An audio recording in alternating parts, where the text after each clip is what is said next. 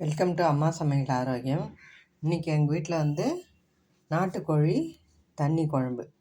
இது எப்படி செய்தேன்னா, ஒரு வெங்காயம் ஒரு தக்காளி நல்லா வதக்கிட்டு, அதுக்கப்புறம் வந்து கொஞ்சம் வெங்காயம் ஒரு 2 தக்காளி, இஞ்சி, பூண்டு, ஒரே ஒரு பச்சை மிளகா, பட்டை, லவங்கம், கொஞ்சம் சோம்பு, ஒரு ஏலக்காய் போட்டு அரைச்சிக்கணும். அரைச்சிக்கிட்டு கொத்தமல்லி இருந்தால் கொத்தமல்லி கூட வச்சு அரைச்சிக்கலாம். அரைச்சிட்டு அதையும் போட்டு வதக்கிட்டு சிக்கனை போட்டு மஞ்சத்தூள் ஒரு 3/4 டீஸ்பூனு, வெறும் மிளகாத்தூள் ஒரு டீஸ்பூனு, தனியாத்தூள் ஒரு 2 டேபிள் ஸ்பூனு போட்டு நல்லா தண்ணி விட்டு 4-5 சவுண்டு போட்டு எடுத்துட்டோம்னா, அதை அவங்க குக்கருக்கு ஏற்ற மாதிரி வந்து வேக வச்சு எடுத்துக்கணும். உப்பு வந்து கரெக்டாக தேவைக்கேற்ப உப்பு போட்டுக்கணும்.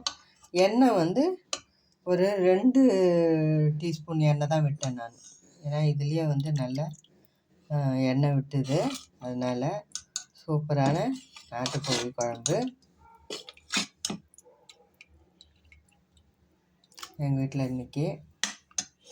அப்புறம் பெப்பர் வந்து ஒரு கடைசியில் வந்து பெப்பர் வந்து ஒரு டீஸ்பூன் போட்டுக்கோங்க.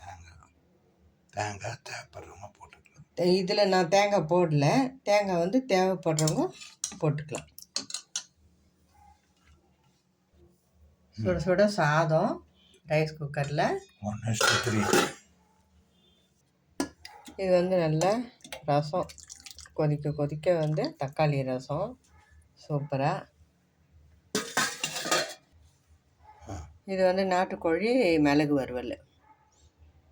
இதுக்கு வந்து வெங்காயம், தக்காளி, இஞ்சி, பூண்டு, ஒரு பச்சை மிளகா, மிளகு, கொஞ்சம் தேங்காய் வச்சு அரைச்சிட்டு மஞ்சத்தூள், கொஞ்சம் மிளகாத்தூள், உப்பு போட்டு நல்லா வேக வச்சு எடுத்துட்டோம்னா நாட்டுக்கோழி மிளகு வறுவல்.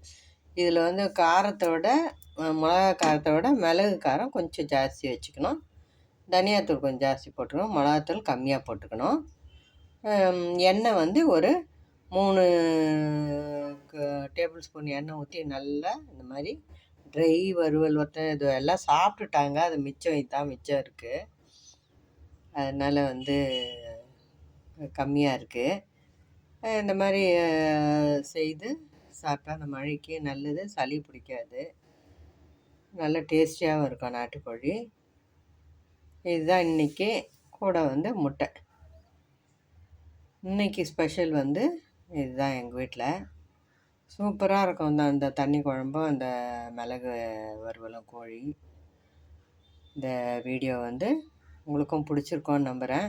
நான் சொன்னதை வச்சு ஃபாலோ பண்ணி செய்து பாருங்கள். செய்து பார்த்துட்டு அப்புறம் கமெண்ட்டில் சொல்லுங்கள்.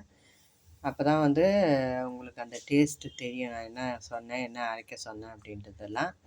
அதை பார்த்துட்டு நீங்களும் செஞ்சு பார்த்துட்டு எப்படி இருக்குதுன்னு சொல்லுங்கள். கண்டிப்பாக ரொம்ப நல்லாயிருக்கும்.